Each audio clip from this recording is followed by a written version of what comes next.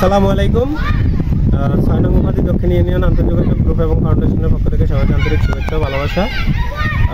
আমরা আজকের ভিডিওতে আসার উদ্দেশ্য হচ্ছে ৩ নং ওয়ার্ড ৬ নং উপাধি দক্ষিণ ইউনিয়ন ৩ নং ওয়ার্ড রাজিবাড়ি আমাদের একজন একজন স্বেচ্ছাসেবী বাড়িদের বাড়িতে ওনাদের পাশে সম্পূর্ণ চাচা ভাইয়ের মধ্যে হবে, যার ঘরে আগুন লেগে একবারে নিঃস্ব হয়ে গেছে। ওনারা টোটালি করার অবস্থা রাখছে। ৬ নং উপাধি দক্ষিণ ইউনিয়ন আন্তর্যোগাযোগ গ্রুপ এবং ফাউন্ডেশন অলরেডি বাতাসে জন্য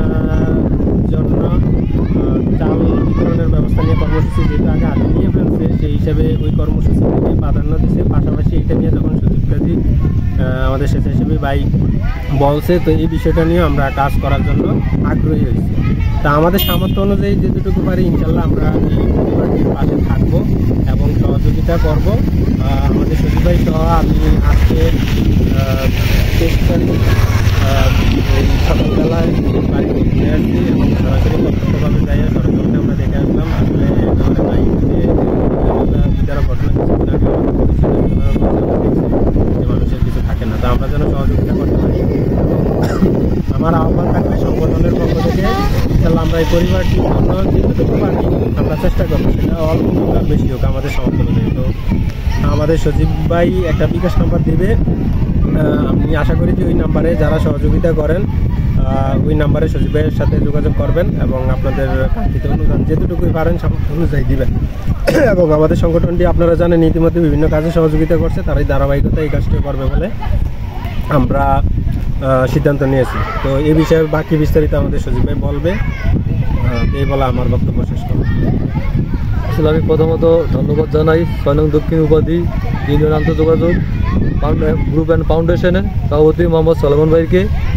আমি ওনাকে আমার বাড়িতে যে একটা হৃদয় বিতারক ঘটনা হয়েছে, ওই ঘটনা ভাইকে উপস্থাপনা করার পরে ভাই আমাদের বাড়িতে আসছে, সরজমিনে এই বিষয়গুলো দেখছে। দেখার পরে ভাই আমার সাথে দেখা করার পরে কথা বলছে। এখন হচ্ছে যে ভাই আসলে যে ৬ নং দক্ষিণ উপাধি ৩ নং ওয়ার্ডের গাজীবাড়ি মোহাম্মদ জসিম গাজী এই অগ্নি কাণ্ডে শিকার হয়ে আজ সে একবারে নিঃস্ব হয়ে গেছে। আসলে তার পরনের বস্তু ছাড়া কিছুই নেই। আপনারা দেখতে পাচ্ছেন, আমি আগে একটা ভিডিও দিয়েছি, ভিডিওর মধ্যে সব কিছু দিয়েছি। এখন হচ্ছে যে যদি আপনারা আমাদের একটু সাহায্য করেন, সহযোগিতার হাতটা বাড়িয়ে দেন, তাহলে হচ্ছে যে আমরা ওদের কিছু করার জন্য সক্ষম হতে পারি। আসলে সবাই দিলে আমরা করতে পারি। আর আমাদের ভিডিওর মাধ্যমে আমাদের একটা বিশ্বাস এবং আমাদের নাম্বার দেওয়া আছে, এই নাম্বারের মাধ্যমে বা সরকারের সাথে যোগাযোগ করে আমাকে যদি একটু সাহায্য সহযোগিতা করেন, তাহলে আমরা ওনার জন্য কিছু করতে পারবো। এই ছিল আজকের ভিডিওতে।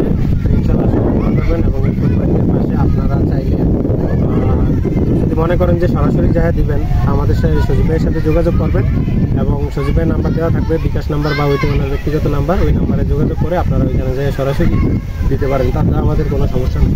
আমরা সংগঠনের মাধ্যমে বা কেউ ব্যক্তিগতভাবে আমরা পাশে দাঁড়াইতে চাই বা থাকতে চাই। সবাই ভালো থাকবেন। আল্লাহ হাফেজ।